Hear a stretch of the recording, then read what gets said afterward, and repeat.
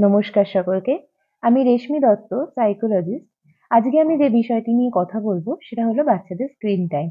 খুব কমনলি আমরা শুনে থাকি যে বাচ্চা স্ক্রিন অ্যাডিক্টেড হয়ে যাচ্ছে। বাচ্চা মোবাইল ছাড়ছেই না, টিভি ছাড়ছেই না। সারাদিন টিভি দেখছে, মোবাইল দেখছে।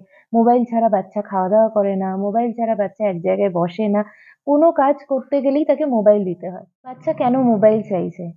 তার একটা কারণ হতে পারে বাচ্চা বোর হচ্ছে। আজকাল খুব ইজিলি বাচ্চারা বলে দেয় যে, "আমি খুব বোর হচ্ছি, আমার কিছু ভাল লাগছে না" বা ঘ্যান, ঘ্যান করছে, মাকে কাজ করতে দিচ্ছে না, বাবাকে কাজ করতে দিচ্ছে না। তাকে সেই সময়ের জন্য বসিয়ে রাখার জন্য আমরা কি করি? না তাকে আমাদের মোবাইলটা ধরিয়ে দিই। এটলিস্ট আমরা জানি যে ও যখন মোবাইল দেখছে সেই টাইমটাতে আমাদের তো বিরক্ত করছে না। আমরা আমাদের কাজটা করে নিতে পারি। এখানে ঠিক কি ভুল এই ধরনের সমালোচনায় আমি যাচ্ছি না। কিন্তু আমরা নিজেরাই কিন্তু বাচ্চাকে মোবাইল দেখার জন্য উৎসাহী করে তুলছি এবং